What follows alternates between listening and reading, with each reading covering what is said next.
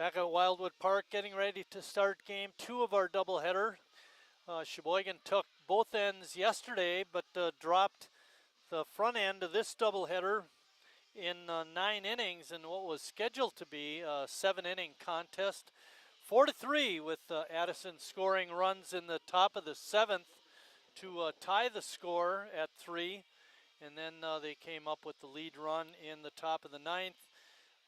Over the course of the last 6 innings, Sheboygan only able to collect 2 hits.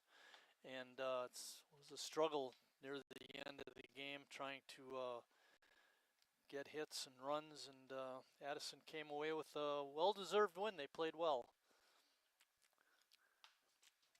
Leading off the ball game for the Braves is Peter Visconti.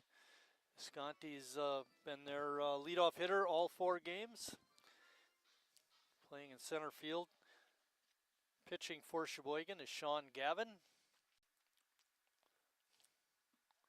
Gavin made 13 appearances, 3 of them starts last year with Sheboygan, and ended the season hitting a touch over 400. Quite an accomplishment, and I think he had 2 home runs in that brief amount of time. So hopefully Sheboygan can earn the split in this game and take 3 out of 4 on the weekend. Call, strike 3.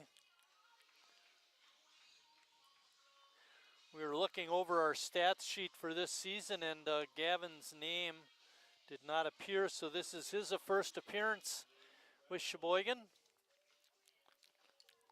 Next up is Lou Ratcliffe. Looks like the same lineup as game 1, Lucas. Yeah, pretty similar.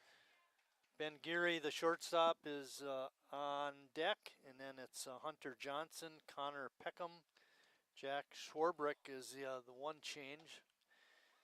And then Tyler Martini. We didn't see Martini in the first game.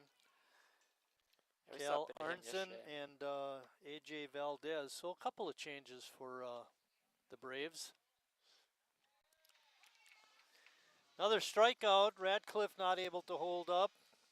Good start for Gavin.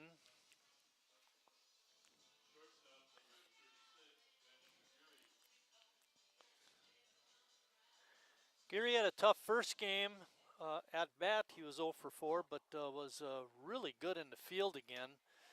We've seen that over the course of the first 3 games. He's a fine shortstop, and you got to think he's a better hitter than what he showed this weekend, batting in that 4th position. And 4th spot today. This has been Geary. You look at that 9th inning where that ball bounced and he made that rising play at short. That could have been dangerous had that gone past him. 2 runners on for Sheboygan, but saved the game with that play. Geary hitting in the 3rd spot.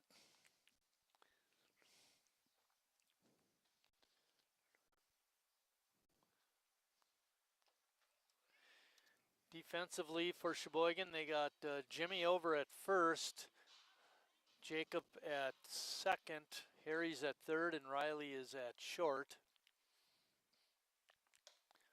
Pitch is up high for ball 4. That'll bring up Hunter Johnson, or like I like to call him, Pesky. Yeah, he always seems to work the at-bat, but he kind of failed in comparison to what R.J. Valdez did in game 1. Across the outfield, it's Kiesler in left, Ames in center, and Haas in right. Casper again behind the mound, and I mentioned Sean Gavin on the mound. Behind the plate is Casper. Delayed steal, and the throw down in time. Good throw by Casper, and that ends the first for Addison.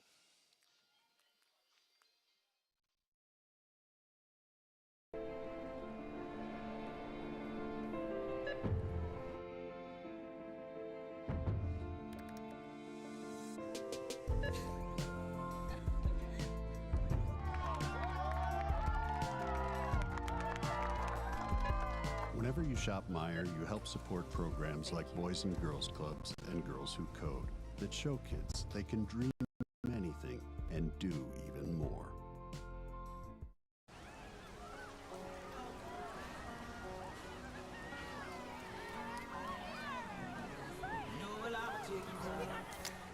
Cold beer on a Friday night, a pair of jeans that fit just right, and the radio.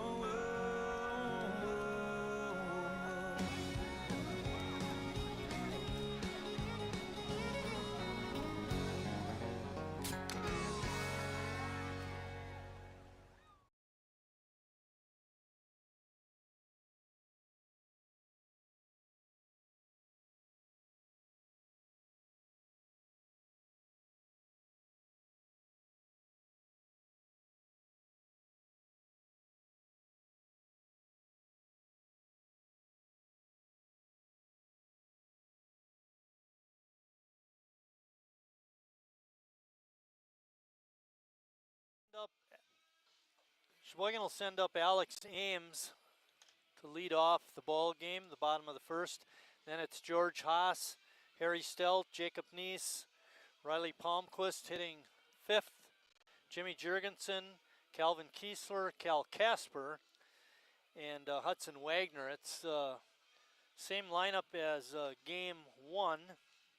Hopefully they can produce a little more scoring punch. Yeah, it was a game where Sheboygan again got that crooked number. They got the 2 runs in that third inning, or the first inning, I should say. Took the lead back early, but they just couldn't add on. They had the chances to, but never could get that insurance to really put the game away. One thing that was a pleasant change from the first 3 games of this series is Addison didn't score in the first. They did? They took the lead in the first. Not in this game. Oh, jeez. I'm taking back to game 1. Yeah, Jeez. no, I'm talking Correct. about Continue, this I'm not game. even. The fourth game, we're going to stop referring to you as Lucas Schulze. It's going to be the intern. Yeah. But anyway, so that was a play in the fourth game of the 4-game set.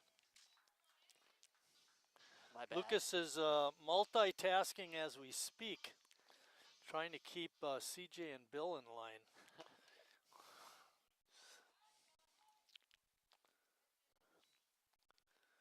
Ball is fouled down the right field side. Ames was not his usual self, going 0 for 5, not getting on base once. He's been an on-base machine prior to this last game. Looper out into short center, and second baseman Johnson ranging out and makes the catch. What a play by him. Yeah, it's that middle infield for Addison that really saved them defensively. It's been a little shaky everywhere else. They've been the 2 consistent ones. George didn't have a hit in the first game, but he did get on base twice. Doesn't look like he's going to get on here. Another easy play. Johnson making the pickup and throw. That brings up Harry Stout. Harry hitting up over 500 at 516, had 3 hits in the first game, 2 doubles, including an RBI. I think he has 5 doubles, pardon me. And you've got 7 RBIs on his list, but I know it's gone up one from the first game, so he's got 8. I just updated the average in homers.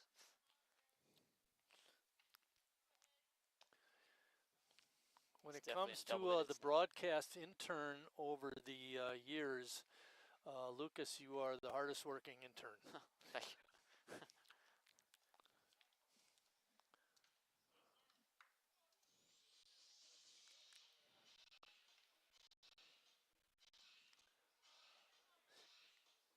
Oh, Harry apparently is being told to go to first. The umpire called him being hit on the toe, Here's, I don't want to go to first base. I want to bat.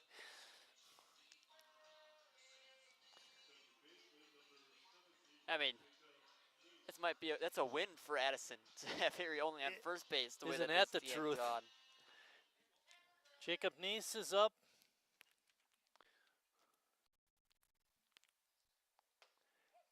Jacob hit the ball hard a couple of times in the first game. Did have one hit. It was an RBI single in the third.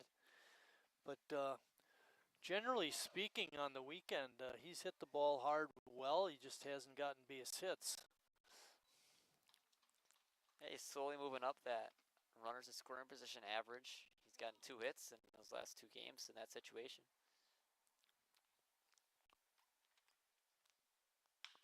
Neese with a line drive to left, but making the catch out there was Arntzen. And that ends the Sheboygan first after 1 complete, no score.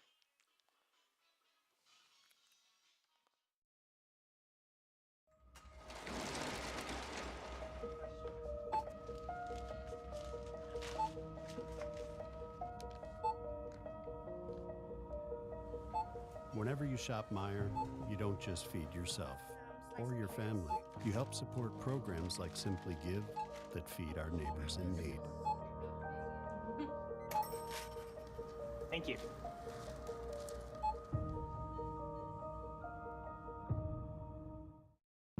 I grew up working in my family's supper clubs. This is where it started with us as far as the fish that we serve at Culver's today. We source the finest cod and batter each fillet by hand and always cook it to order. That beautiful golden brown color and flaky on the inside. The fish fry is a Midwest tradition.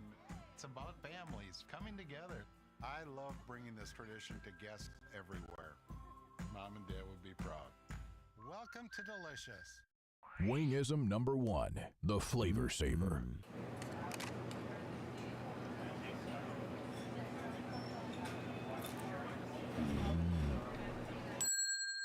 Legend Larry's, the definition of flavor. Wingism number 2, the Joker. Then her dad walked in. Dude, we're done eating. Use a napkin. You serious? Yeah. Are you serious? Yeah, I'm serious. Why so serious? Legend Larry's, the definition of flavor.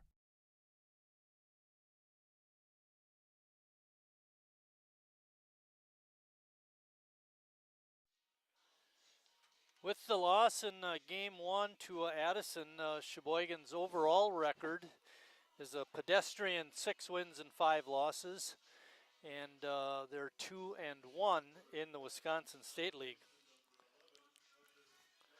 And Hunter Johnson is going to lead off for Addison.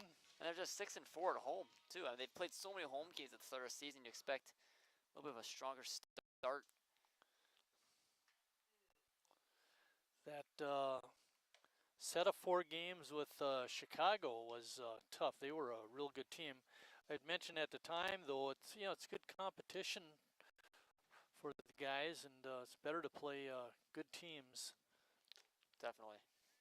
But with that comes sometimes not as good of a record as you'd like. A lot of times you see it in college sports, scheduling the tough matchups early in the season to prepare for conference play. Very similar here. Gavin throwing the heater, and Johnson couldn't catch up.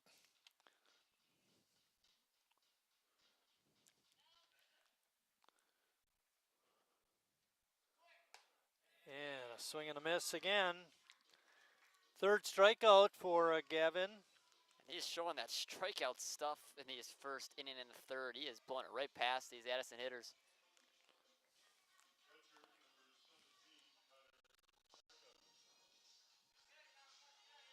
Peckham had a couple of big hits in the first game today. Had a hit in the 7th and a hit in the 9th, and those were key because he wound up coming around and scoring the tying run in the 7th and the winning run in the 9th. We didn't see him at all on Saturday. Maybe he should have stayed home.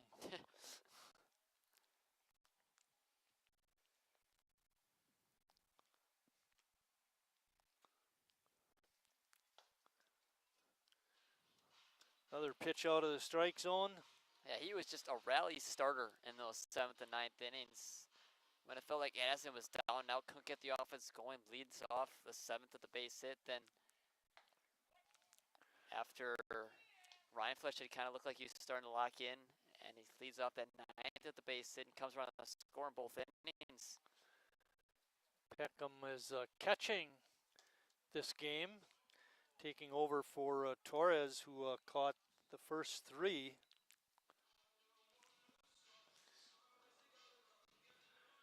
It's a little hard on Joe Torres because, and I think rightfully so, he had a real nice first game Saturday, struggled a bit in game 2 yesterday, but did a nice job today, and he's out of the lineup. Not sure if he's on the bench or had to leave the ballpark, but Peckham will be behind the plate. And Schwarbrook up.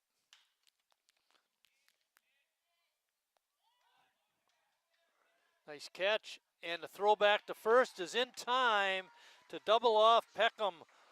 George Haas with a great running catch and a nice throw, and gets the double play. And that ends the Addison.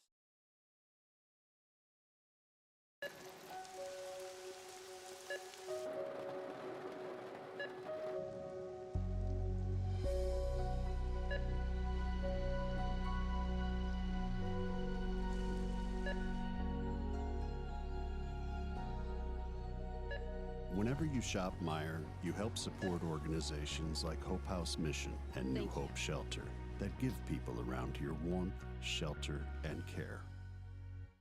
Me spells the great taste of Sheboygan. What does it take to stay in business for 75 years? It's not only featuring USDA choice beef. It's not caring about every single one of our 30 varieties of bratwurst. Nope. After being family owned for 3 generations, we've learned it's about you. At Miesfeld's Market, we give back to the community and our customers always come first. Since 1941, we've been feeding our neighbors, so come by and see what we've got today. Wingism number 3, the Peter Heater. Oh, so hot. Oh, so hot! Legend Larry's, the definition of flavor. Wingism number 4, tea time. What are you, having tea with the queen?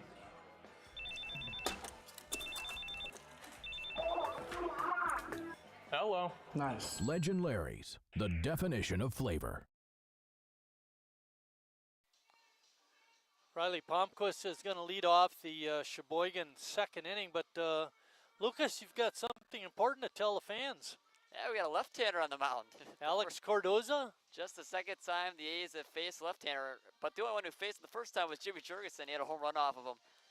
To try to track the stats, the difference between A's hitting against lefties and righties this season, it hasn't meant anything because they just face righties all the time. So yeah, right, exactly. It's nice to see a left-hander mound, see how this lineup reacts to seeing the different-sided pitcher. I think Jimmy will like that better than everybody else in the lineup. Speaking of Jimmy, he's on deck.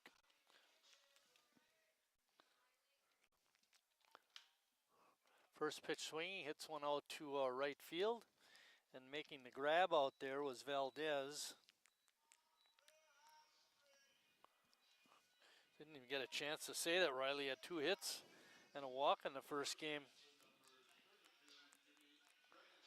Jimmy ended his 3-game hitting streak, going 0 for 4. Hopefully he can get another streak started right here. That's a good breaking ball by Cardoza. That looks like it's going to come and hit you, and then it ends up in the middle of the zone. That's one of the tough things about a left-handed batter, having to face a left-handed pitcher. But the thing was, on Thursday when Jimmy saw lefty, he saw those 2 outside pitches, and then he hung one, and Jimmy took advantage. Slow roller, and out racing Jimmy to the bag was Ratcliffe for the 3 unassisted.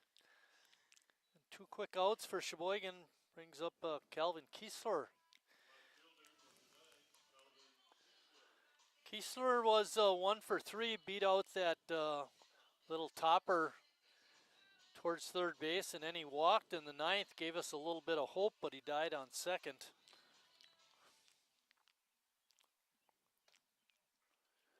First pitch is outside for a ball. He put together some good at-bats. He's walked a few times to start 2026. Hits will come. He had a hit last game, and he also had a hit in game 1 of Saturday's doubleheader. Starting to get a little more consistent. What we saw a lot of last year. Swing and a miss.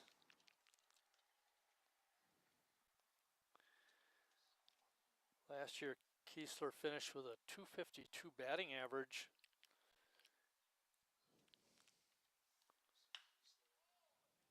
Hit that one high and deep to left, but it's going to be way foul.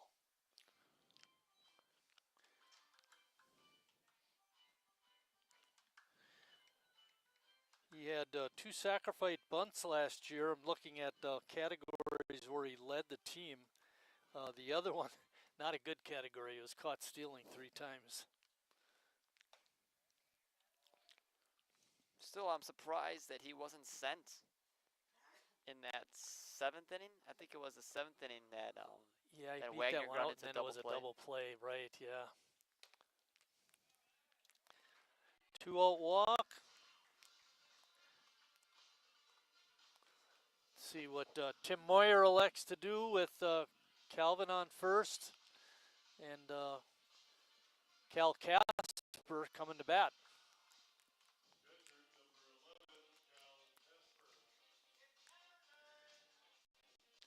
Addison was very beatable yesterday. They didn't look particularly good, playing much better today. Proving to be some heavy competition for us. And I think right now, with the A's, again, we talk about not seeing left-handers at all throughout the season, really. I think that second time around the order will look a lot different for this offense once they've already seen him before and kind of get used to the type of pitch he's going to throw, that big breaking ball that he's got. Doesn't come in very hard, but it's got a lot of horizontal break to it. Also, the other thing that since they haven't seen many left-handed pitchers is ball is popped up down the right field side in foul ground, and just out of play is the base stealers, trying to read a left-handed pitcher. Yes. It's when the right-handed pitcher, when you're on first base, his back is to you. He can't see you all the time. Left-handed pitcher is looking right at you, always. Right.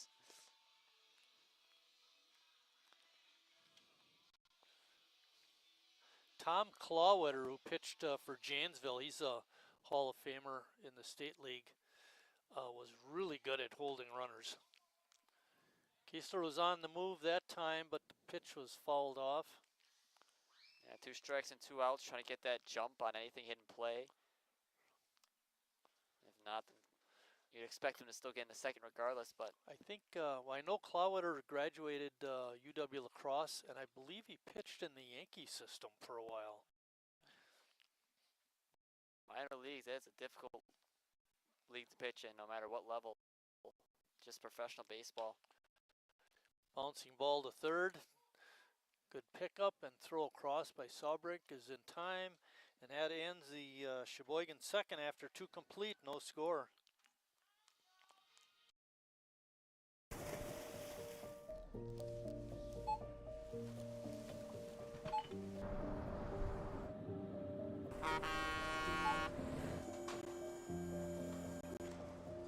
Whenever you shop Meijer, you shop for more than yourself. You help support sustainability in all our communities. Thank you. Today, tomorrow, and for years to come.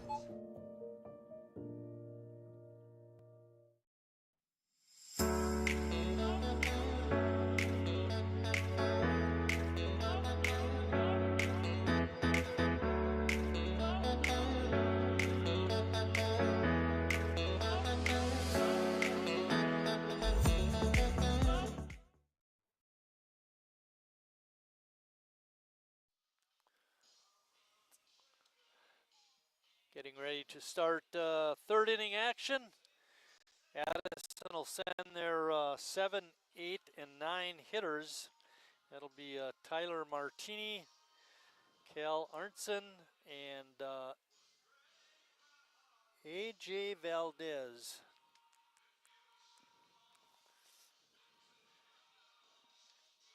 Who wrote the lineup sheet? RJ. God darn it, who's writing up this lineup Yeah, goodness. Why would you let anyone else do this for you? Why don't you start writing with your right hand again?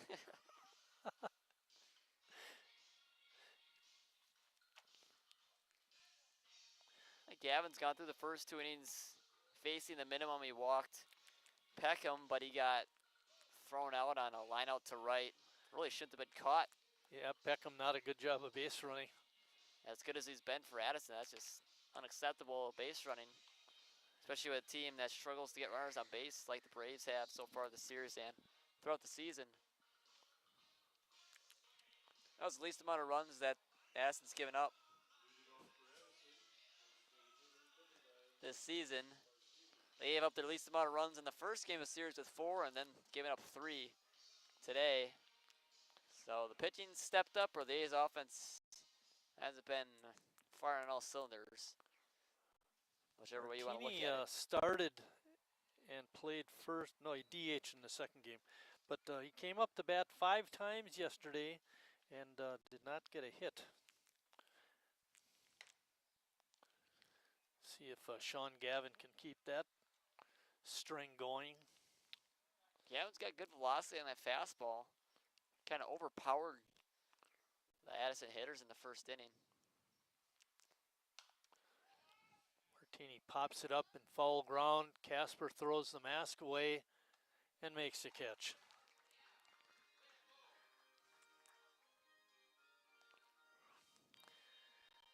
Casper gets out of that catcher stance awfully quick to get over and make the plays.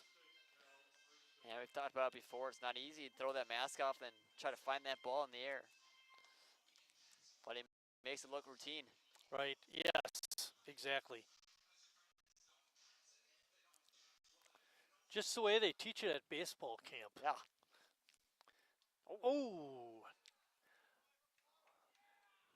Arntzen gets hit.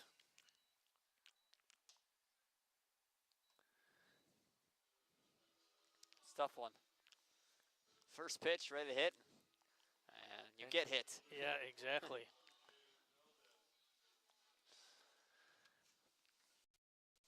RJ Valdez, thank you for fixing that, by the way. Welcome. Was a pretty pesky hitter in game 1, walking twice and making the A's pitchers work to get him. Sorry for messing up the first time, but yeah, exactly. He was difficult to get out, to say at least. Ryan Flesch made a little bit quicker work of him, but those first 3 at-bats, I mean, he was forcing 7, 8 pitch at-bats each time he was up, fouling off pitches, even when he got to 2 strikes. Sounded like a choir out there. Casper jumped up like he was going to throw to first, and everybody in the dugout for Addison is yelling back.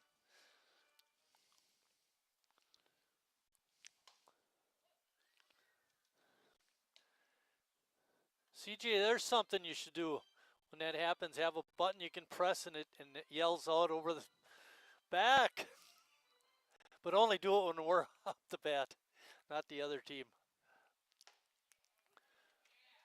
Beautiful pitch right down the middle for a called strike 3.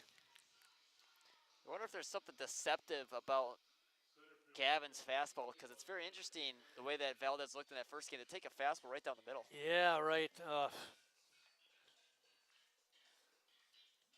You don't know what the mindset is. You know, I'm not criticizing the batter, but you know, sometimes what happens is you're looking for something and all of a sudden the fastball's on top of you and just can't adjust. Takes us back to the top of the order. Visconti up. He was called out on strikes his first at bat.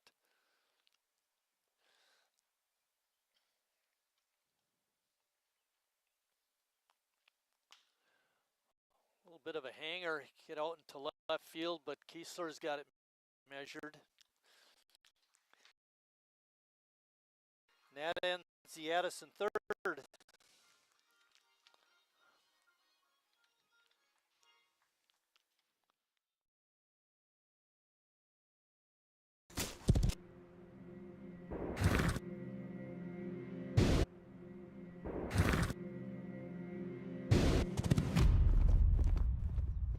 Let me tell you a story about a beer rooted in the heart of America, found in a community where a handshake is a sure contract, brewed for those who found opportunity in challenge and hope in tomorrow, raised by generations willing to sip, share, risk, remember. This is a story bigger than beer. This is the story of the American spirit.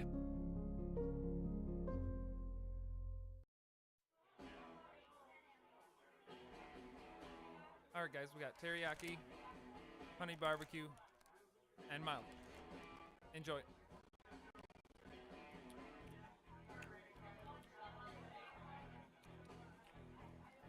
All right, DOA wings, hottest on the menu. You got a problem?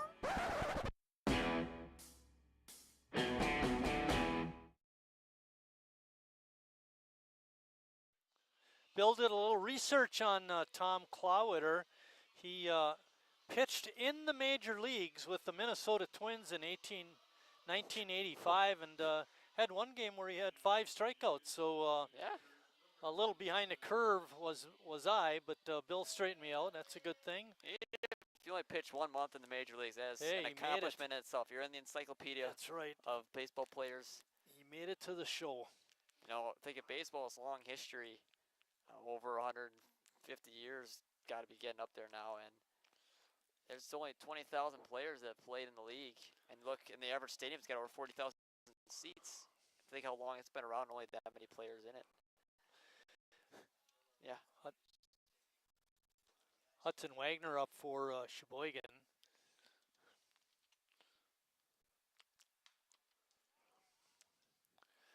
Clawitter was also, I believe he was a teacher in Janesville. I know for sure he was the girls basketball coach, and he had some outstanding players and teams while he was coach. There's something to check, Bill.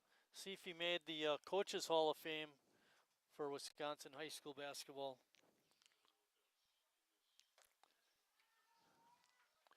Wagner goes down swinging for out number 1 in Sheboygan's 3rd inning, and that takes us back to the top of the order, Alex Ames.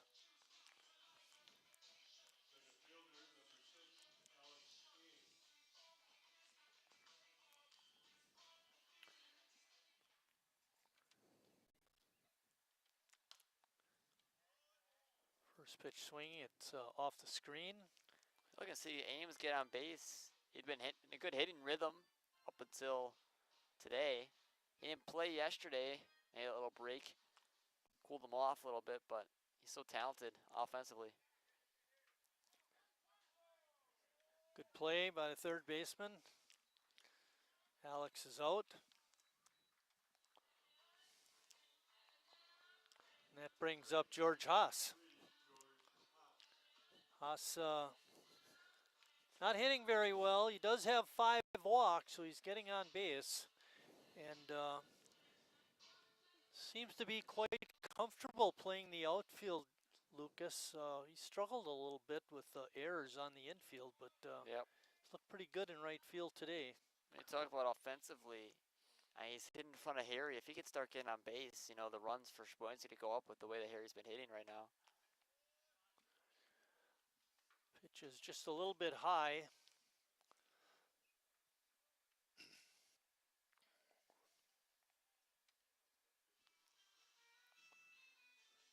No score, we're in the bottom of the 3rd. Sheboygan looking for their first hit, as is the Braves. Been good pitching again, that's what happens. Even if it's not a hard-throwing lefty or he doesn't have the greatest stuff on the mound, it can be difficult if you don't see him often.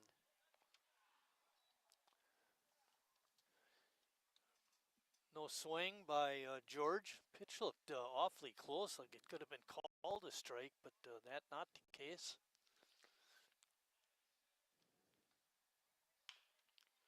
Another bouncer to Schwarbrick. He picks it up and throws across in time, and it's a 1-2-3 inning. Sheboygan is down. We're headed to the fourth and no score.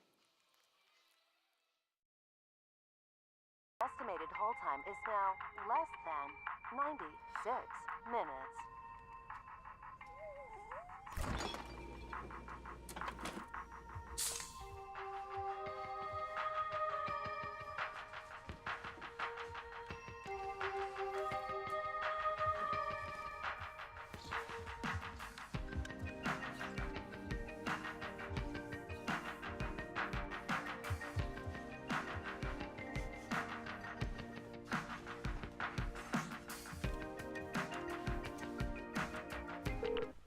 Thank you for your patience.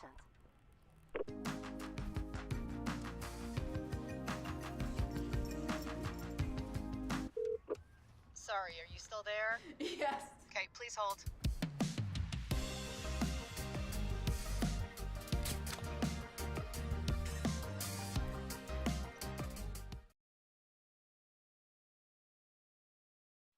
We're going to do our intern focus and focus on Danny Verhasselt. He's lived in Sheboygan for a time. He's currently located in Manitowoc with his family, attended Roncalli High School, attends Lakeland College, majoring in sports management. He's a sophomore, just like Lucas is. He's a former bat boy for 1 year with Sheboygan, and the family had season tickets to Sheboygan A's baseball. I was able to talk to the missus last night. She seemed very nice. Brought up a son that's well behaved, just like the Schulzes and the Petskis. So good job, Danny. Jenny was part of the press box crew last night, taking over for CJ. He didn't break anything. That's a good part. That was good. Felt like CJ was still with us. Lou Radcliffe up. First pitch swinging, rips one right up the middle, a base hit. Yeah, talk about the teams looking for their first base hit. Didn't take long for Radcliffe in the fourth inning. It's a gift.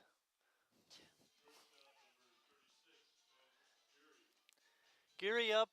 Geary walked back in the first, was thrown out trying to steal.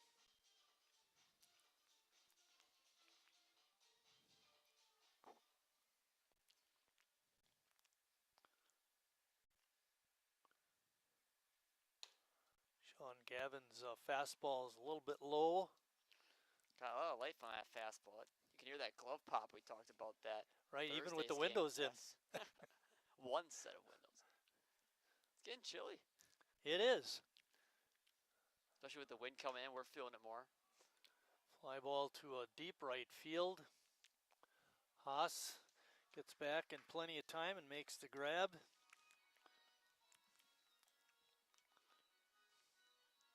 Oh, carry a little bit further than I thought it would off the bat. Yeah, I was thinking the same thing. You're right. And the wind right now, it is blowing straight in from center. That's what surprised me even more. Haas made a good play on it, though. Haas had a real nice play back in the second when he had to run a long ways to catch a fly ball and then rifled a throw to the first baseman to double off the runner, Connor Peckham. Don't see that very often. Yeah. Especially on such a, what looked like to be a routine lineup. And you know, Haas has got a good arm. As we said, he's played the infield most of the season. Oh, it was hit deep to, or not that deep actually, but coming in is Kiesler and makes the catch.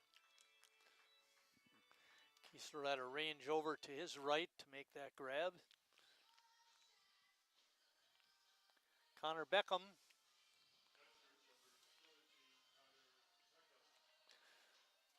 By the way, Danny, did I get everything right? Good.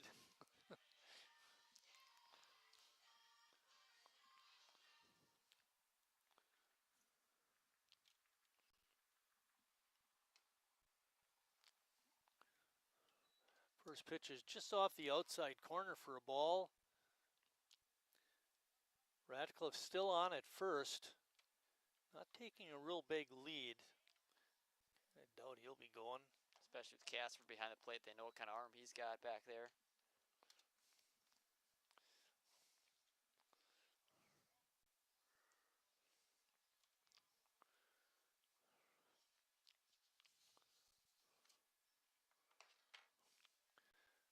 Pitches the ball. Last year, Sheboygan, in terms of league hitting, was second last to Addison. I don't know if I mentioned this while we were on the air, but the Sheboygan hit 9 league home runs only. Addison had a league low of only 5. Topper to Harry. Bare hands, throws across, not in time. Good hustle by Peckham. That was a great job by Harry. Get that bare hand. Nearly made a great play on it, but Peckham's got too much speed. 2 hits in the inning for Addison. Schwarbrick is up. Jack hit that line drive to right. That was turned into a double play back in the 2nd inning. But Addison threatening. Runners on at first and second with 2 outs.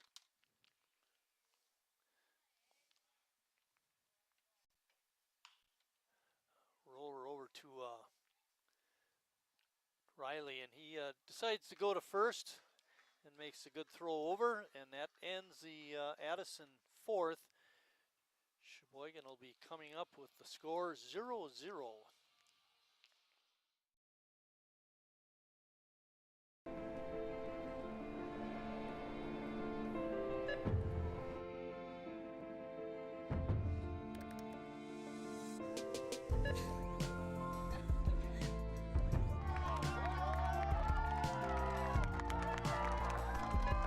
Whenever you shop Meijer, you help support programs like Boys and Girls Clubs and Girls Who Code that show kids they can dream anything and do even more.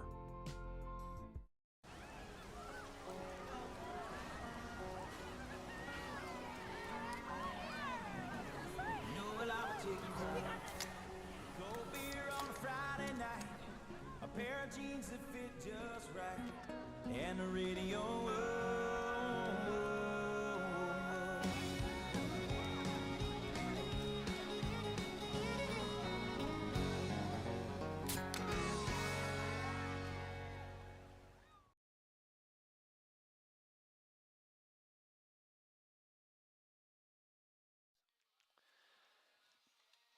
Back at Wildwood Park, getting ready to start 4th inning action. Harry Stelt's going to lead it off. Harry had quite a first game with a couple of doubles and a single, 3 hits in the game and an RBI, and he also scored 2 runs. Yeah, he's one heck of a baseball player. I did get a chance before I came to the park this morning to see your Culver's scoop with Harry. That was real nice. Yes, that was a couple days ago. I think it was Thursday's game. Got a chance to talk to Harry. Team leader, man. He's everything you want out of a baseball player on and off the field. He's been here for a long time, knows the ins and outs. Harry is from West Bend and still lives over there. And when you think about all the games that Sheboygan plays, that's a lot of driving for him. He also plays a couple games with Kewaskum, so even more driving for him. He's got to have a very understanding wife.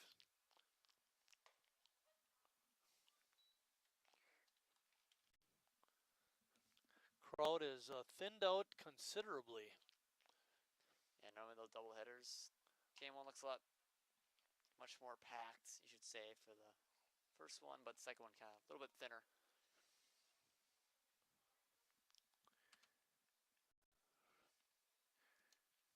Harry was hit by a pitch his first time up.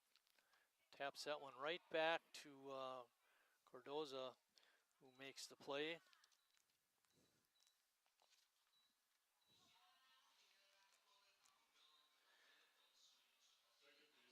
Jacob Neese is next.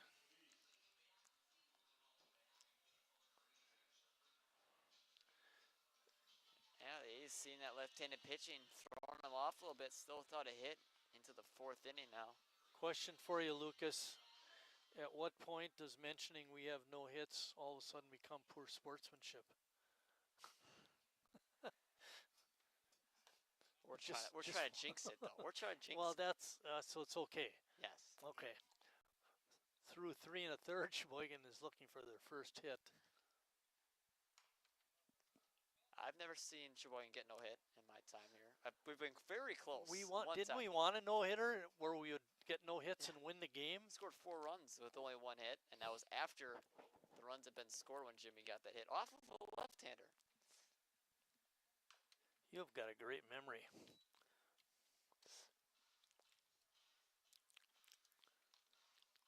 I'll forget something that just happened, but like I asked you what was the last play, and then I remember something happened 3 years ago.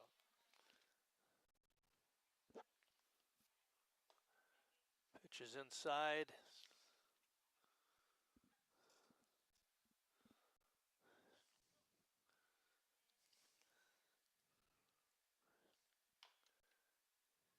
a bounding ball. Bounces foul.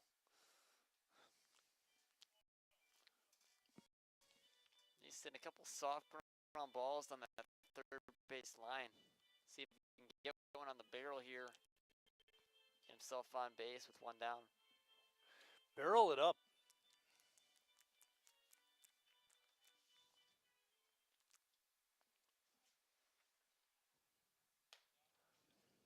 That loads it up. 3 and 2. Jacob had 3 home runs last year. Looking for his first one.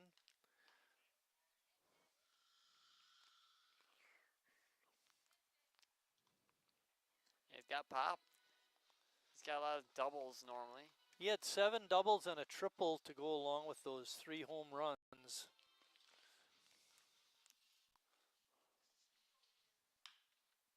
Bouncing ball high, hop. Shortstop has it, makes the throw on the money, but late. It's a good thing Jacob was running the entire way. I'm telling you, that middle infield, Gary, wow, that was a special play to make it that close. I thought they got the bad hops out of this infield over the off season. Yeah, it's first hit of the game. Because that's kind of like a trampoline sometimes, the way that ball bounces off the infield. Yeah, that's 2 of those to Geary.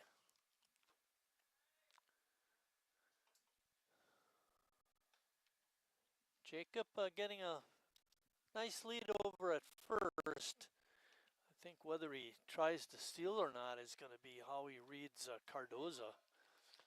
That was the first hit for Sheboygan. Be a little wonky, but hit nonetheless. See, look at that.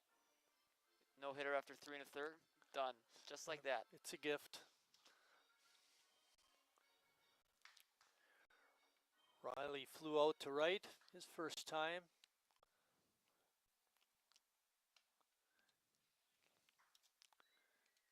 Three and 0 count. I would suspect Nice will not be stealing on this pitch, and Riley will be taking. Wow, you were special.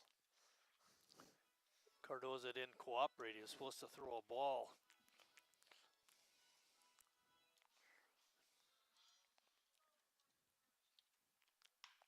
There's a line drive base hit. Nice, good play made by Visconti to keep Nice from advancing to third. So with 1 out and runners on first and second, Jimmy Jurgensen's up.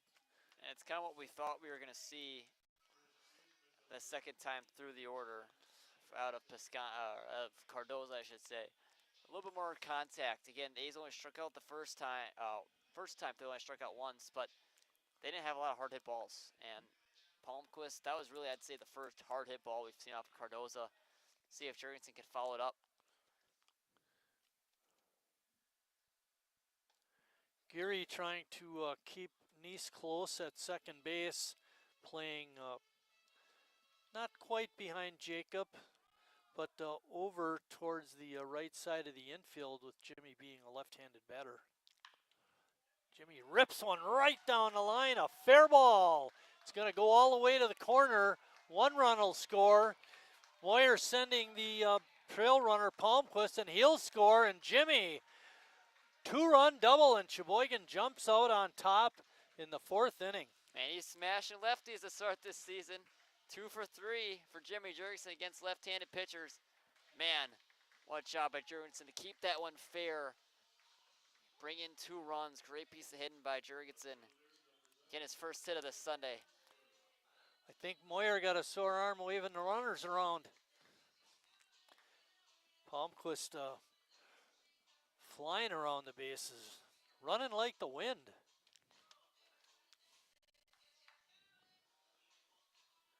Addison manager.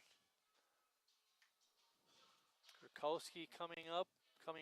That's a big 2 runs for Sheboygan. Getting no hit coming into the inning, then getting 3 hits in this 4th inning. Well, and what makes it doubly tough for the Braves is that Sean Gavin has been pitching a real fine game. He's only got 2 hits himself. I wouldn't say he's been untouchable. There's been runners on base every inning, but he's pitching a shutout. That's all that matters. At the end of the day, you can give up bases loaded every game, but if you don't get any runs, you're pretty successful as a pitcher. Exactly.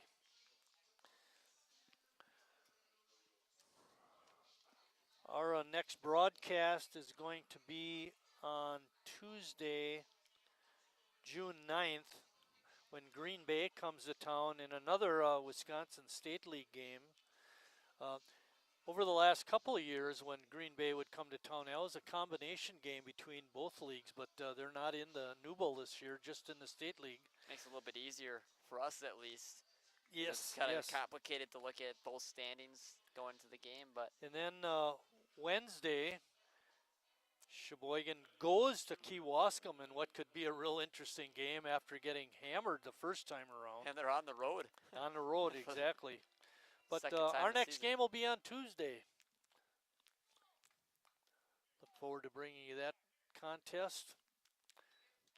Let's get this game. It's like right now we're in this point of the season where we got an A's home game almost every other day. Pretty much. June has been brutal. Yes. I shouldn't put it that way. We've had a lot of home games in June. It's June 7th, Mark. It's only the first week. Good take by Kiesler. Yeah, a lot of weekend baseball for Sheboygan at Wildwood Park. Right. Go out and watch. A lot of Meyer family days. Today being one of them. Calvin takes that pitch for a ball. Calvin walked his first time. Jimmy's on at second with that 2-run double.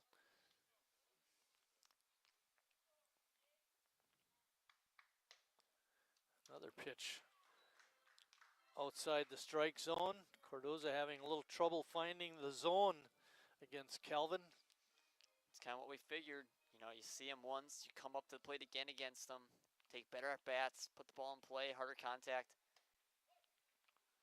Ooh, that pitch came in saying hit me, but Kiesler didn't swing at it. Especially for guys who don't throw awfully hard. You got to be really precise where you put the ball. You might get away with it the first time around order, but second time it's always more difficult. Cal with a swing and a miss. Good comeback by Cardoza. 2 outs. Casper up in a clutch situation.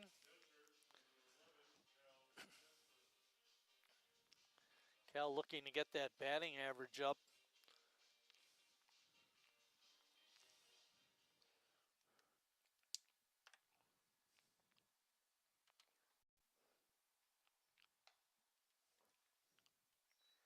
First pitch is a ball. He's got great speed as a catcher. We saw it on Saturday with his triple. And even just running the bases. He's got exceptional speed for a catcher. Line drive, foul. Hit it hard, but foul. Mike Baird moves from the bases to home plate, and Jamie Thurn moves from behind the plate to the bases for game 2. Both those gentlemen did a nice job in the first game.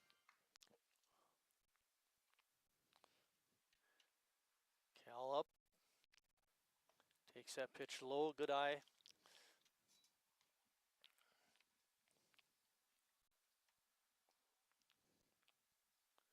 Jimmy still perched on second.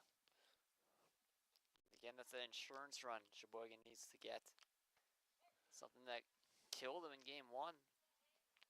Not that ability to not bring in insurance runs, and we bring it back to when George Haas struck out and got the third base. Then Harry wasn't able to bring him in, which is just so rare with him at the plate. Pitch hangs up for a ball. Kiesler one walk, Casper one walk on the season. Drills that one out towards center field, deep. And making the catch is the right fielder, Valdez, and that ends the inning. Cal hit it hard, but a little too high, and that ends the Sheboygan 4th, but they do score 2, and after 4 complete, Sheboygan on top, 2-0.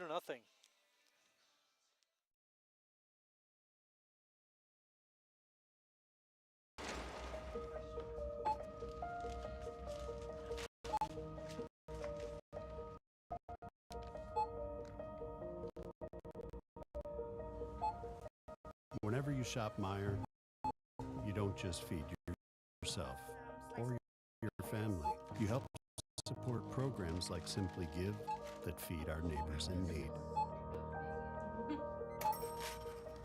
Thank you.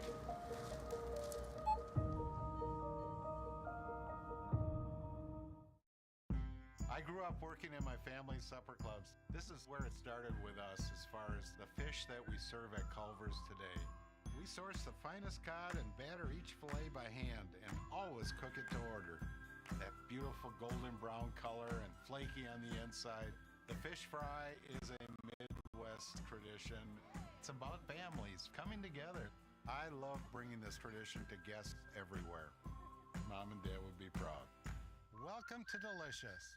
Wingism number 1, the Flavor Saver.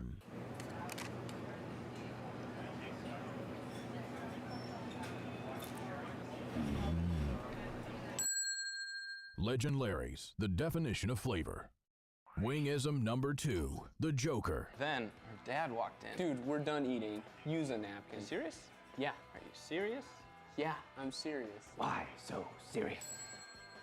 Legend Larry's, the definition of flavor. Getting ready to start 5th inning of play. Tyler Martini, the DH, is going to face Sean Gavin first. In the ball game so far, Addison has no runs on 2 hits and no errors. Sheboygan has 2 runs, 3 hits, and no errors. If you like low-scoring pitching battles, this has been a very entertaining game. And the best part about it is us getting 2 runs. Yeah, and it felt like the way that Cardozo was going in the first couple innings that this would be a 0-0 game. Hopefully this stays 2-0 or Sheboygan adds on. But yeah, exactly, and the other thing that always makes it a little tenuous is you look at the last 6 innings of game 1 where we were only able to collect 2 hits and not score any runs. Sean falls behind in the count to Martini, 2-0. And comes in with the fastball, but that's low. It's 3-0. just proves how valuable that Jurgensen hit was to get Sheboygan that lead. See if Gavin can pitch with that lead. Gavin going to the fastball now that he's behind in the count. And even in limited appearances last year, Gavin was really spectacular. As a pitcher, he had an ERA under 4, and as a hitter, he said an average over 400. So doing it on both sides of the ball. And he had those 2 home runs. Yeah, it's a pitcher too. Call him Shohei.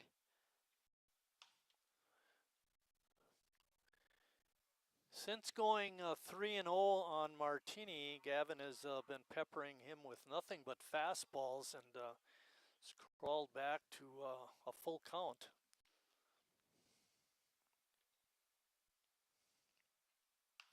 Breaking pitch popped up on the infield. Casper in foul ground makes the catch. And I know we've talked about this before, but those are not easy catches. Second time he's popped out the Casper too. Martini. The only thing that changed between the two is one was to the left and one was to the right in foul ground. Pop-up practice for Casper.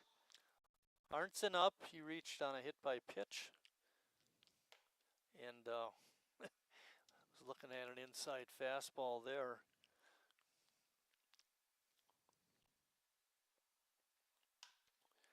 Ball is struck, popped up. Palmquist makes the one-handed grab. I'd say two hands for beginners, but Riley's not a beginner. Far from it. RJ Valdez, thanks for fixing that first name, by the way. Yes. I was doing it quicker. It took me a little longer to update the stats after the game. And I went back to my normal handwriting instead of the preciseness. When you were showing me your writing with your right hand, I thought maybe you should do the lineups that way. Yeah, I should try it next time on Tuesday. Maybe I'll try it over again. Gavin starts Valdez with a fastball, and it's a strike.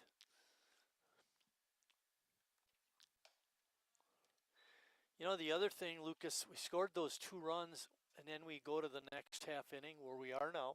You don't want to put that leadoff guy on. 100%. You know, shut him down. That pitch so looked pretty good, and Mr. Baird didn't think so. Gavin thought it was a strike. He's a little disappointed. And leadoff runner on a base hit's one thing, but if you would have walked him, and that's just even more momentum shifter. Exactly. Especially at him 3-0, the fact that Gavin was able to work back in that count.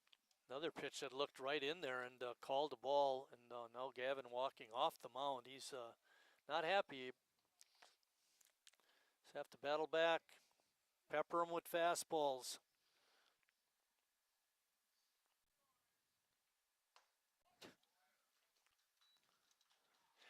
Hey, Lucas, it's a gift. Yeah, right down the middle.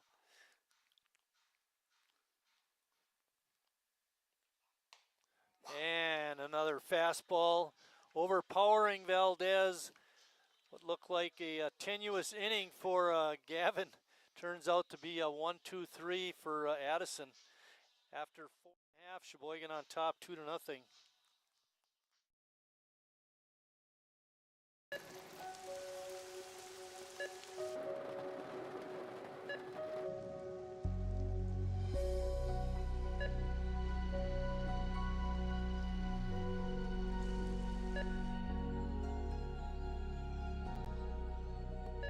Whenever you shop Meijer, you help support organizations like Hope House Mission and New Hope Shelter that give people around here warmth, shelter, and care.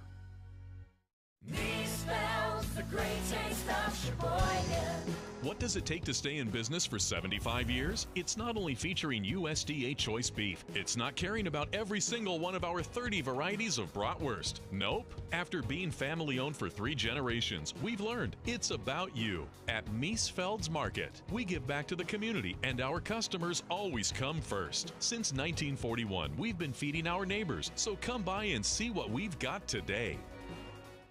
Wingism number 3, the Peter Heater. Oh, so hot. Oh, so hot!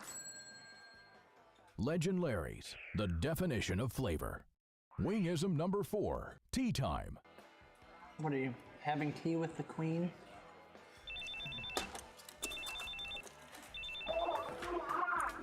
Hello. Nice. Legend Larry's, the definition of flavor.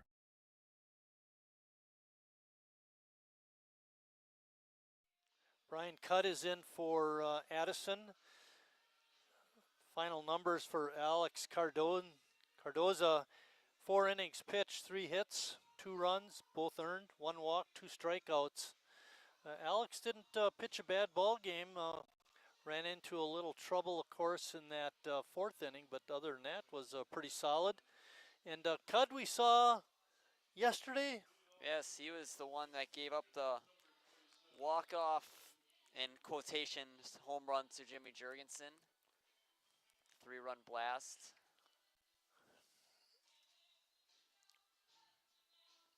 See if Wagner can get his first hit of the season against him. Start off this inning, get some base runners on, provide some insurance runs for Sheboygan. Wagner, the DH for Sheboygan, as he was in game 1. It's a slow roller to Schwarbeck, and the brick throws across. Safe, beat it out. Good hustle by Hudson Wagner. Infield hit.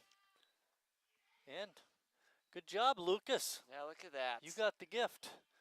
First base hit of the season for Hudson Wagner. Keep the game ball. Alex Ames up. You know, we've talked about this too. Alex, not a real great batting average so far, but he gets on base quite a bit. He's going to get on there with a hit by pitch on the shoulder. When I was talking to Alex a few days ago, I was asking about him, saying how much he gets on base and everything.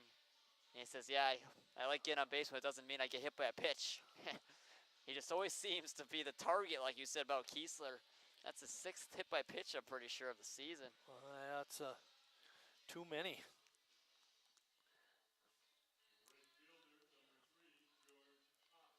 Haas is up. Haas grounded to second and grounded to third. There's nobody out. I suspect George will be bunting here.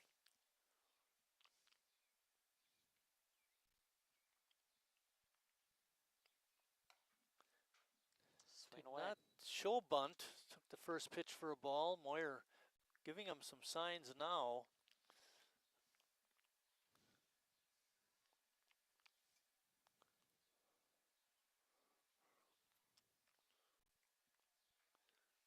Squares. And a good bunt right in front of home plate. Peckham throws him out. And you say, I have the gift. Goodness. Called that one, Marty. Oh, that's really not a gift so much. It's, the strategy of the game. It was more predictable, but still it wasn't for certain. Well, yeah. Give yourself some credit. And you got Harry up. Now you might want to walk him and pitch to Jacob. And that's what they're going to do. Intentional walk to Harry. That's the first one this season? Sheboygan hitter that's been intentionally walked? I believe so. At least at Wildwood. Yes, at Wildwood. And that, as a manager, that's something you got to think about too. If I'm successful in my strategy, how does that affect my best hitter? Well, you saw it right there, and all of a sudden you take the bat out of his hands, and you leave it up to Jacob. Corners are even with the bags, and the middle infielders are deep, looking for the double play. It's a big opportunity for Jacob. Just the one out. Bring home a few runs. Take that belief away from the Braves. Give Sean Gavin some breathing space. Yeah, now what you need is your pitcher to throw strikes. 2-0 is the count.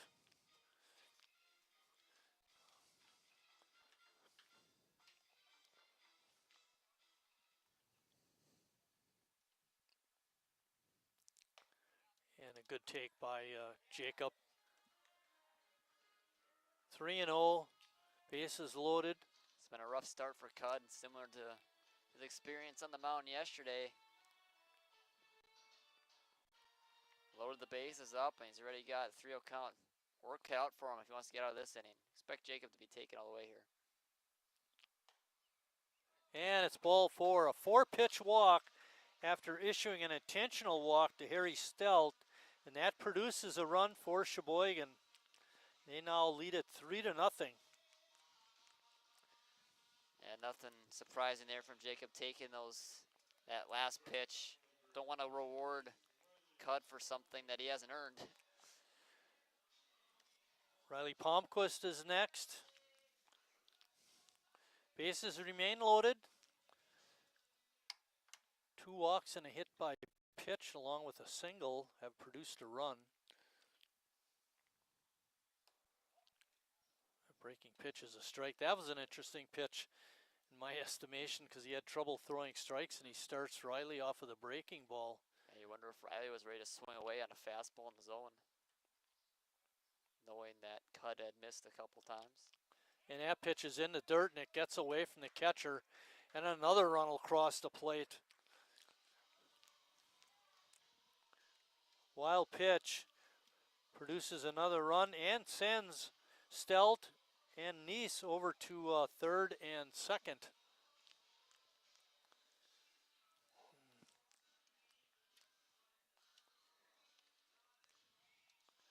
Cud went 2/3 of an inning yesterday, gave up 4 hits and a walk and 6 runs, and that ended the ball game.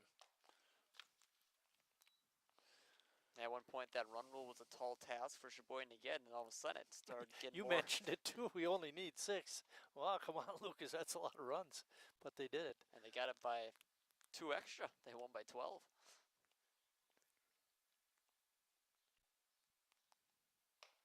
Pitch is high. And he just hasn't been able to find it on the mounds in either of his 2 appearances. Sheboygan now up 4-0, and we're already in the bottom of the 5th. Only 2 more chances for Addison. And the thing is, there just hasn't been a ball out of the infield yet in this inning. Exactly. Wagner had the infield hit. Oh, there you go. That ball is hit to the outfield. It's a gift. Harry comes in and scores on the sacrifice fly to left. And Sheboygan leads it 5-0. And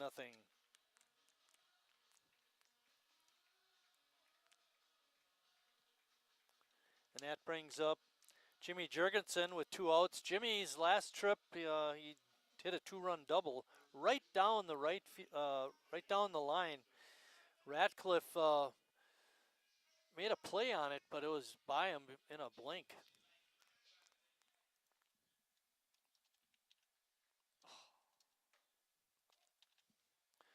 First pitch by Cud to Jurgensen is a strike.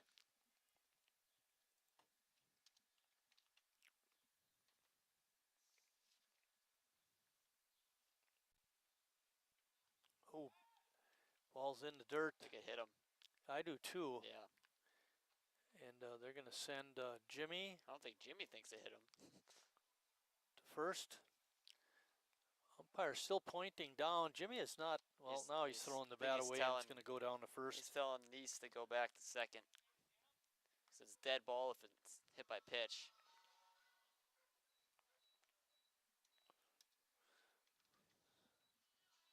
Two outs. Sheboygan now has runners on first and second with Calvin Kiesler up.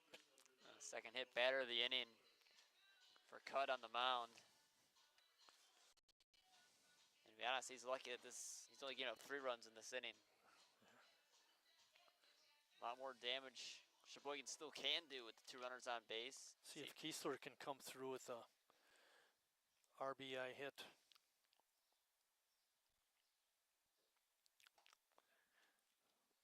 First pitch is in for strike 1.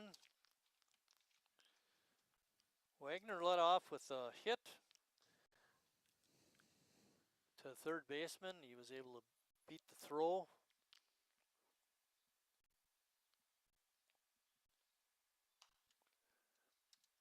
And then Alex Ames was hit by a pitch. George Haas with a nice sacrifice bunt advanced the runners. They issued an intentional walk to Harry, but Cud walked Neese with the bases loaded to produce a run, and then Riley hit that sacrifice fly to score another. Yeah, 3 runs on just 1 hit in the inning for Sheboygan. It was an infield hit. And Alex Ames scoring the 3rd run on a wild pitch.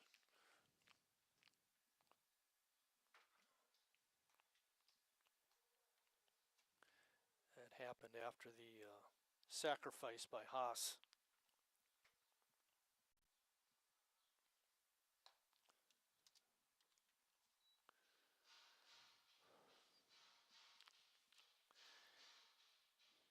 Makes for a very long game when your pitcher is not throwing strikes.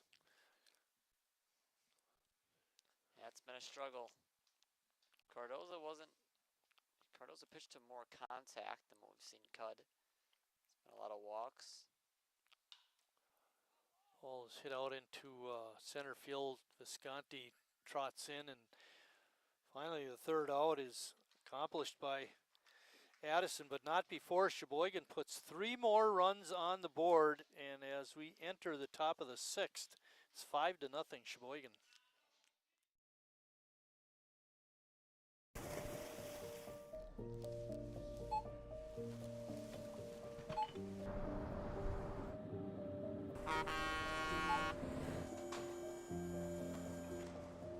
Whenever you shop Meijer, you shop for more than yourself. You help support sustainability in all our communities. Thank you. Today, tomorrow, and for years to come.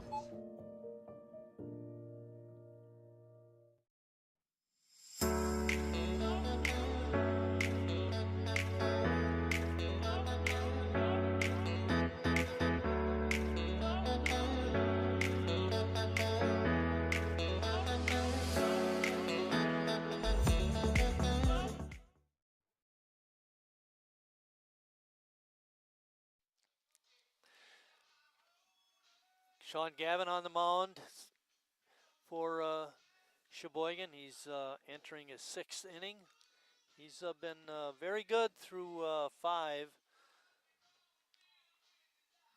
only allowed 2 hits, and he struck out. Let's see here, 1, 2, 3, 4, 5 Addison batters. Has walked 2 and hit a batter. But like you said earlier, he's shut him out, and that's what's important. He just scattered those 2 hits, not a lot of contact off of him. And one of those is pesky Pick'em. He's been the guy who's done a lot of damage, even though he got doubled off. That was his first time when he reached on a walk. Visconti, the leadoff hitter, is going to start the 6th for the Braves. Peter struck out in the 1st and flew out in the 3rd. They have not been turning over the lineup much against Gavin.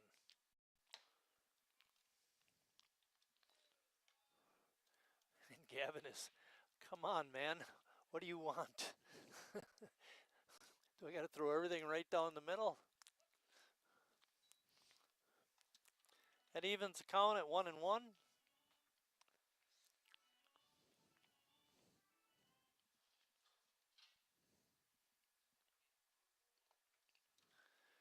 Breaking pitch is low.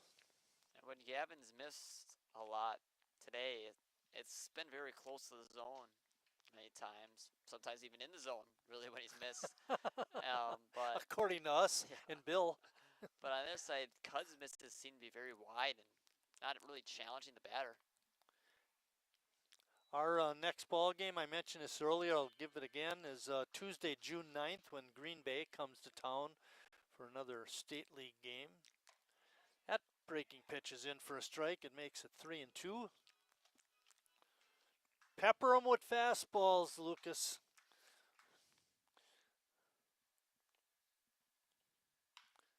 Yeah, knocked down by Riley. Throw across is just in time. Riley again making a fine play at short. Again, even just knocking it down, that's a difficult play. It was hit so hard. Got his glove right where he needed to be. He's able to make the play.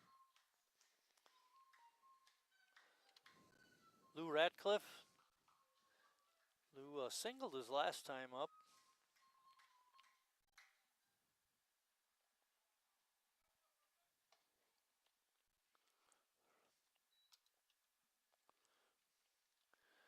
Sheboygan short-handed today, but they've been able to navigated this game anyway. They didn't get much offense in game one, lost it in extras, 4-3.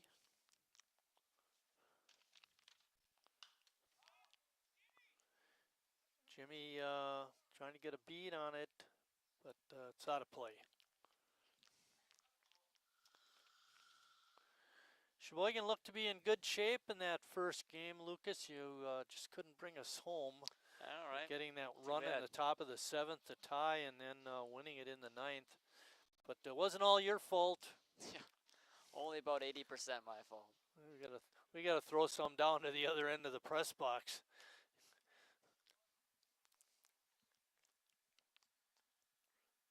You guys willing to take some of the blame on that game one loss? Heck no, they say.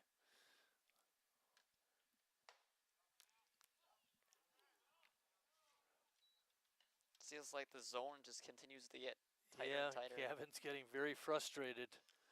Feels like when he's frustrated, he pitches better.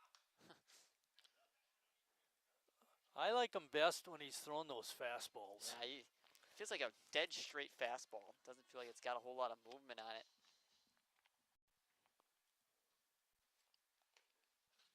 Pitch in the dirt. He's had to work for these first two batters. 3-2. The count. And breaking pitch is in there for strike 3.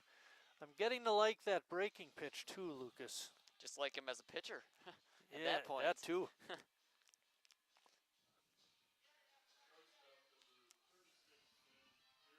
Ben Geary's up. Ben is 0 for 1 with a walk.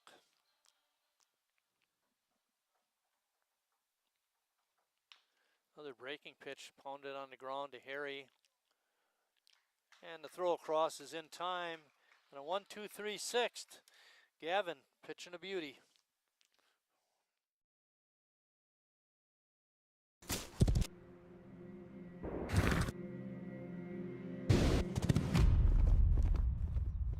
Let me tell you a story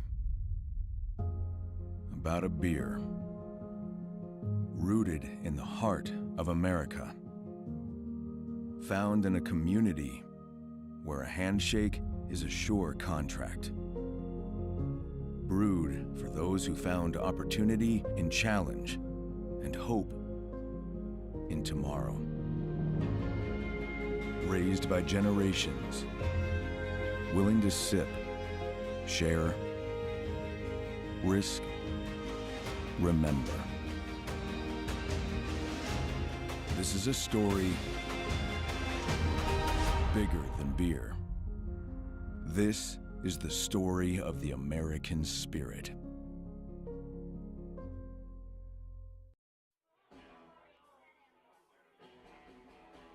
All right, guys, we got teriyaki, honey barbecue, and mild.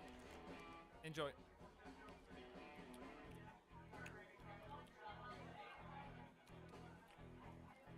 All right, DOA wings, hottest on the menu. You got a problem?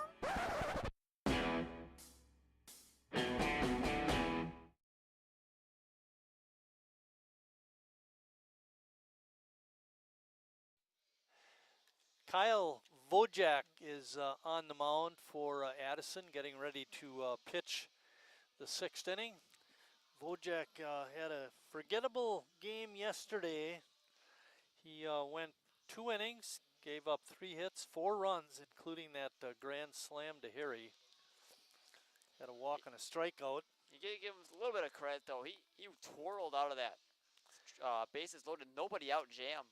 Yep, thank you. He deserves more credit than what I'm giving him, that's but for still, sure. he did get up a grand slam as well, which he loaded the bases up himself the next inning. But it's messing me up with Addison wearing white. I keep thinking Sheboygan wearing white. You know, even this is game 2 now. And yeah, right. Cal Casper is looking for his first hit.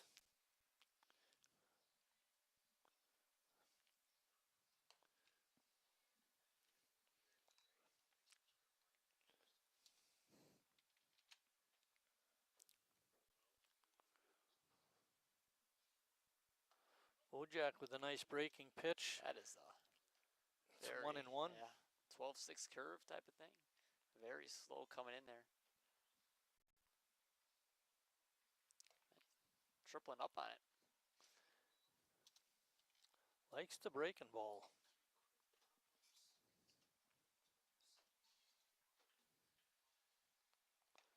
Pitch is outside.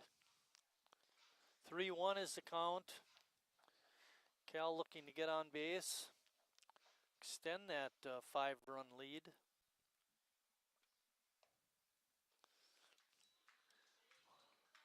According to your stats, Lucas, that's Cal's second walk of the season. Yeah. And that was the 7th free pass, including hit by pitches that they've given up today. Hudson Wagner up. He beat out that infield grounder to third in the 5th. Again, the momentum shift that was for Sheboygan when they needed some runs. Got that leadoff single. Turned out to be the only hit of the inning.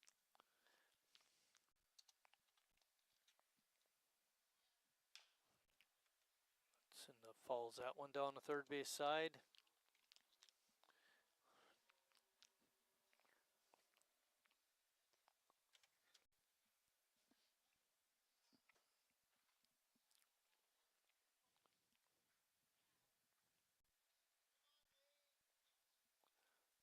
Oh, slow breaker. Hudson swung and missed. It's a hard pitch to lay off of. Yeah, especially one with that much break.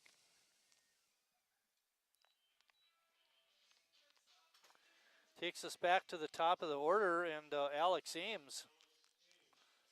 Ames scored in the 5th after he was hit by a pitch. Casper taking a big lead off of first. I wouldn't be surprised if he tries to steal a base.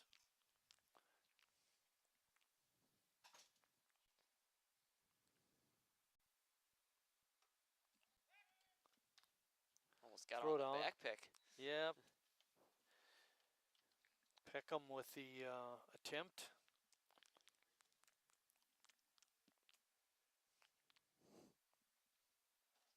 I don't know what was. Mark Herman.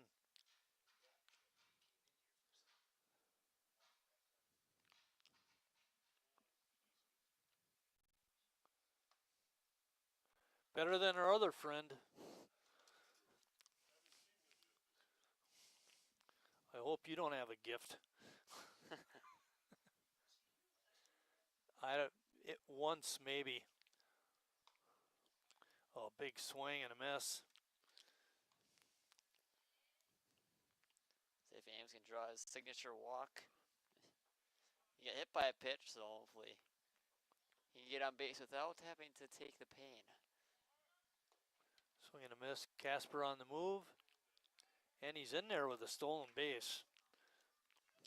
Ames strikes out as Casper steals second, and that'll leave it up to George Haas.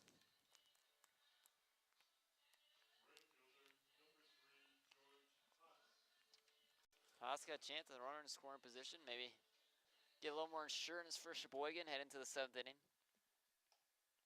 Never can have enough. Hit to the outfield, you would think would score Cal Casper. He's got very good speed. Especially with 2 outs, running on the pit or running on contact. Exactly. It's popped up on the infield, and Geary makes a catch, and that ends the Sheboygan 6th. And as we head to the 7th, Sheboygan on top, 5-0. The estimated hold time is now less than 96 minutes.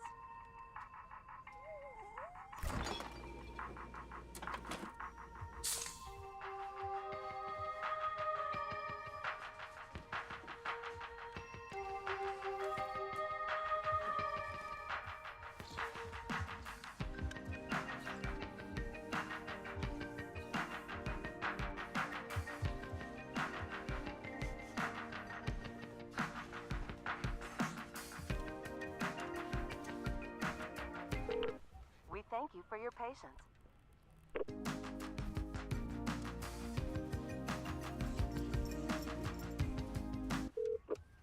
Sorry, are you still there? Yes. Okay, please hold.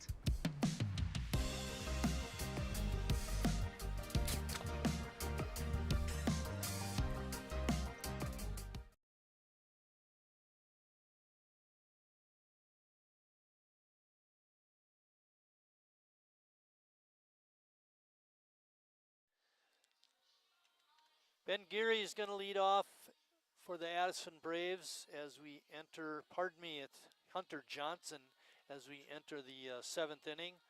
Hunter is 0 for 2. He's played a fine second base throughout the 4 games.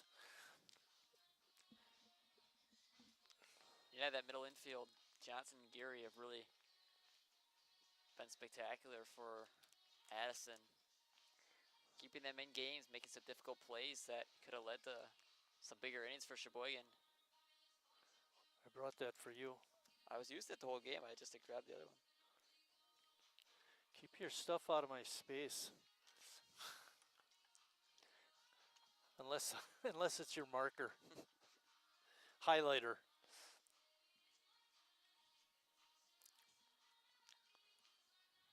Sheboygan on top, 5-0.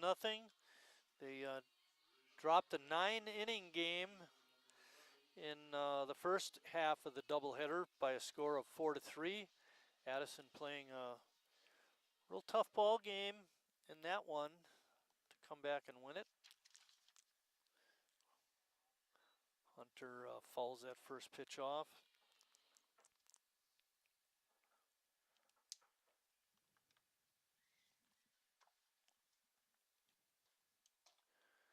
Sean Gavin has looked good.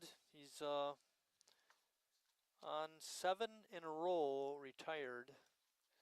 Got the last batter in the 4th, and then 3 up, 3 down in the 5th and the 6th. He's been really good. That fastball's blown away hitters, and then when he needs it, goes that breaking ball, and he's had him fooled all night. Pitch is down a little bit. Again, Sean thought he had a strike, but the umpire didn't call it. It has been both ways. Just been a tight zone all day. At least from our perspective, of course. Ball is ripped to left. And gone. Hunter Johnson with a home run. He retired 7 in a row, right, Marty?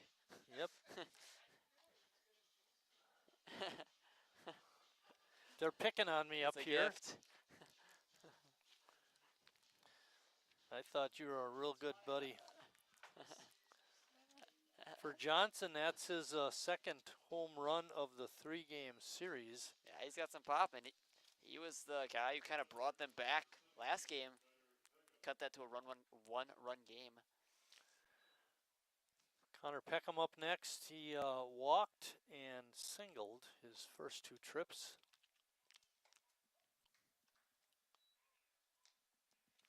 That's why you get those insurance runs. You know, Sheboygan, if they didn't get those 3 extra runs in that 5th inning, you're looking at just a 2-1 game. Yeah, exactly. And I was talking about that all of game 1 today, and we never got the extra runs and wound up losing the game.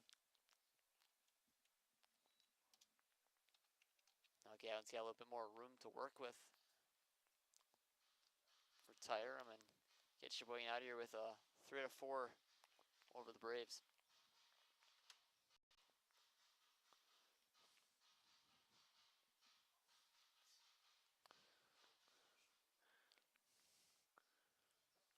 Peckham swings at that breaking pitch and fouls it off.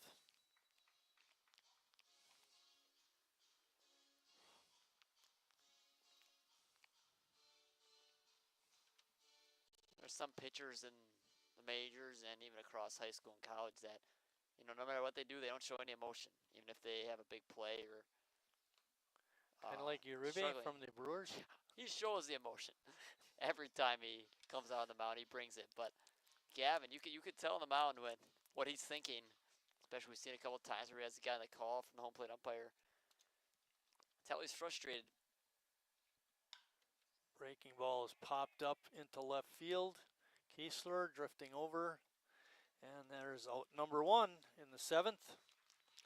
Jack Swarbrick up. Jack is 0 for 2 today, but he's had some real nice plays at third.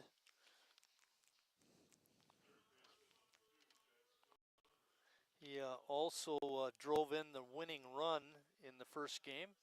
Came in to pinch hit in the ninth and singled.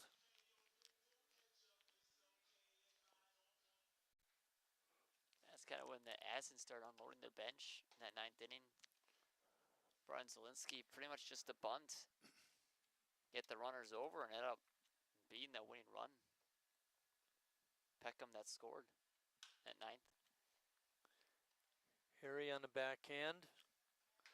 Strong throw across is in time. 2 outs. Sheboygan 1 out away from winning this ball game and taking 3 out of 4 from Addison on the weekend. You know, we're all frustrated that, you know, they're not going to get the sweep of Addison, but 3 out of 4 is still very solid in league play no matter who you're playing. So Martini has fouled out twice to Casper. I'm thinking it would be quite appropriate if he were to pop one up right in front of home plate in fair territory for Casper to catch. Hit all fields of Casper's territory. And a swing and a miss. Ball pops out of Cal's mitt, but he tags him for the out. And that ends the ball game.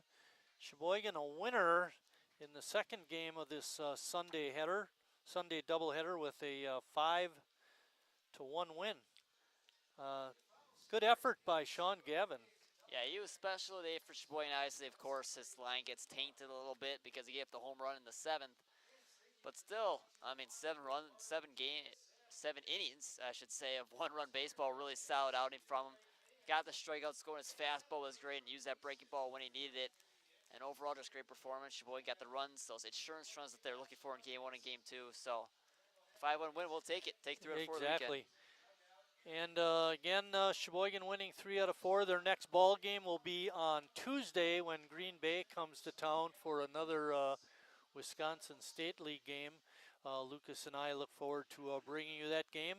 But that'll do it for us today. Again, Sheboygan a winner in Game 4 of this 4-game set and take 3 out of 4. Thanks for watching, everybody, and we'll see you down the road.